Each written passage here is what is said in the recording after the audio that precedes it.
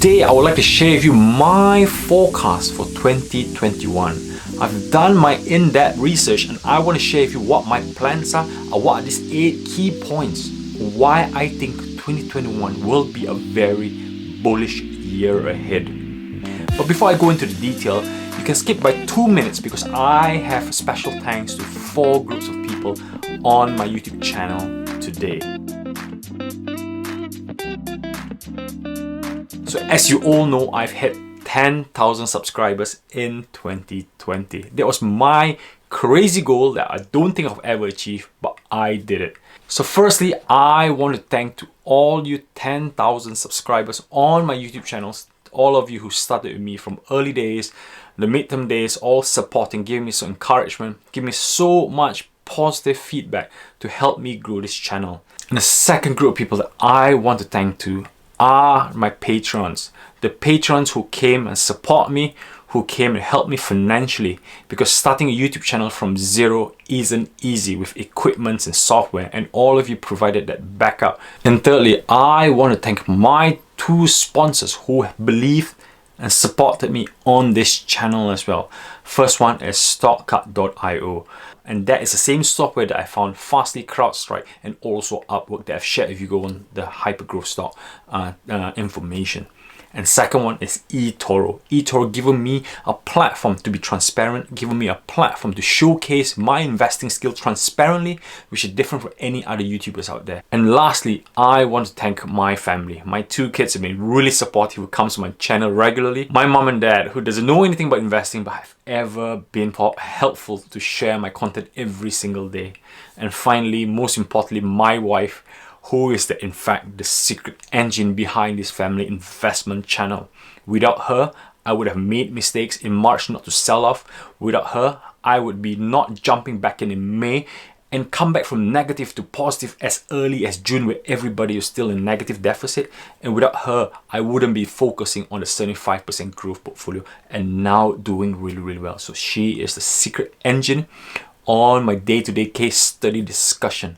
Now let's get to serious business of what I expect for 2021. So the first point that I want to share with you first is it will still be a low interest rate. What do I mean by low interest rate? Low interest rate means money will be cheap. When money gets cheap, we're expecting more sideline volume of money coming into the stock market. I said the $2 to $3 trillion out there sitting on the sidelines not doing anything because nobody wants to put in bonds, nobody wants to put in any other corporate companies. The only 3 places to invest is stocks, cryptocurrencies, and housing market. Low interest rate all over the world.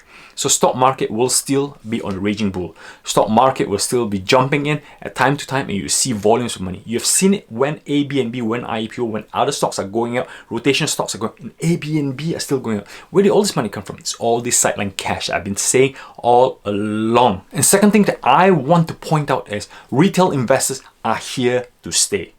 Remember back in 2020, everybody calls Robinhood investor, trading 212 investors, mom and pop investors. No, they used us as butt of the jokes. Now no longer happens. As you can see on Palantir, retail investors went in first. They went in slamming hard, and then institutional investors realized there's a gem that they were slow on discovering. They failed to discover the value early and they came in later. That's why Palantir went from $10 to $30 and it's still growing. It shows that retail investors gone in, institutional investors came later, and then retail investors went on the dump, took their cash, and institutional investors had lost it, but still holding on that good company. So retail investors like us, Robinhood, Trading 212, mom and pop investors, we are here to stay, and we will be regarded as a serious momentum from now on, that we have the cash in individual groups to make a change. So we have to watch out for this momentum in 2021 investment as well.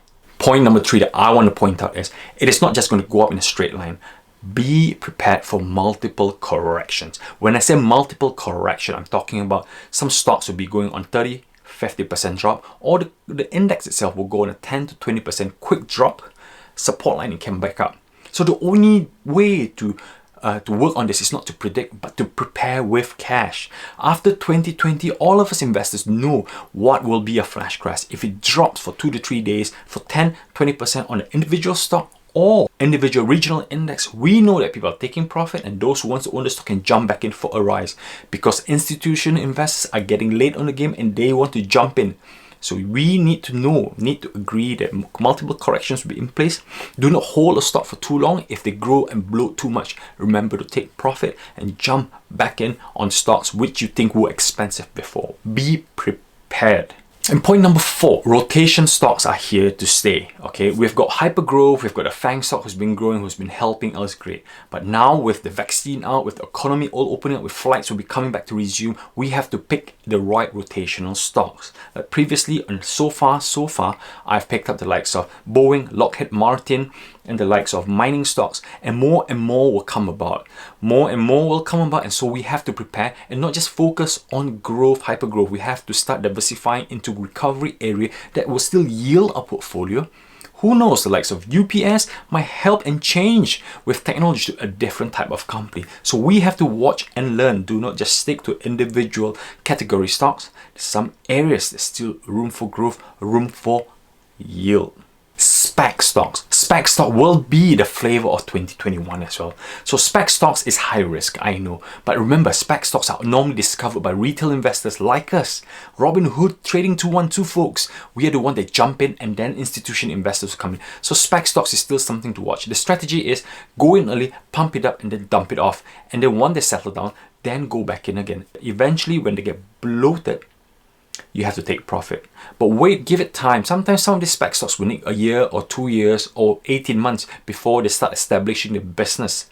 So sometimes we have to take profit, let it settle down the business and buy back in again. And just a word of warning, if you don't know anything about the SPAC stocks, do not involve yourself, do not take the risk. Only take 10% of the risk that's in your portfolio that you're willing to lose.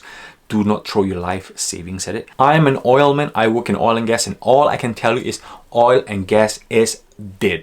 Okay, it's dead. No matter what the oil companies, or no matter what article tells you about oil can get cheaper and get better, it's bull. Okay, oil is dead. They cannot make it any cheaper. Those people has left the industry. It's getting smaller. They're all going green. They're going hydrogen. So the place that will be coming to stay is hydrogen. Hydrogen will be the next green stock. Hydrogen will be the only thing that oil company can easily transist to. Look at Statoil, for example, Equinor. Equinor is a company that's starting to produce hydrogen.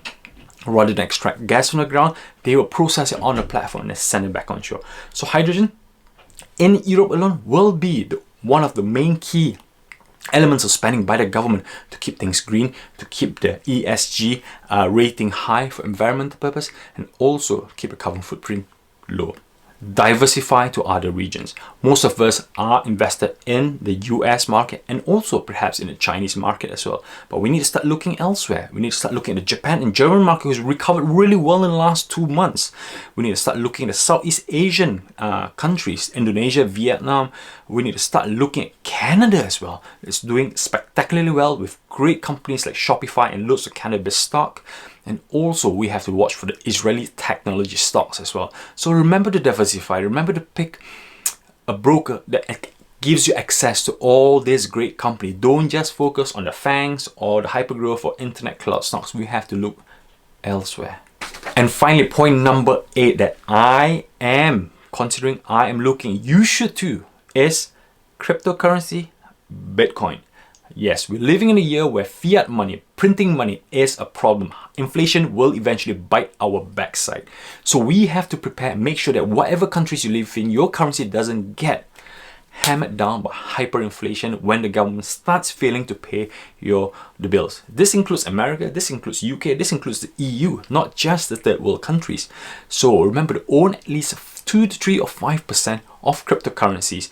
Main one that I would say would be Bitcoin, and then it comes to Ethereum, and then comes to Bitcoin Cash, and then come to Ethereum Cash. So these are the areas that you should consider buying a bit and own. Buy for long term. If you can swing, fine. But prefer to hold them as currencies because eventually you can use this currency to buy and sell services. So it's time to get into crypto. It's not too late. It's not just for the young millennials. It's for us folks at 40, and for you folks if you are on your retirement. Nothing wrong holding a bit of currencies to beat hyperinflation that could happen at the late end of 2021. So this is me on my 8 key points on my forecast for 2021. Obviously things will change towards the course of the year, but this is what I'm preparing for. This is what I'm hoping to get myself ready for another exciting, turbulent, but yet a bullish year ahead. If I don't see you all again, have a good Christmas and New Year. But throughout those time, I will still be posting videos to make sure I give each and every one of you value. Alright, before I say goodbye, please do like and subscribe on my YouTube channel, follow me on Facebook, and if you want, support me on Patreon as well, so I can produce content like this every single day for you guys, to give you guys value. So please do share this video to help us grow our YouTube channel, yeah? Alright guys, 3, 2, 1, bye bye!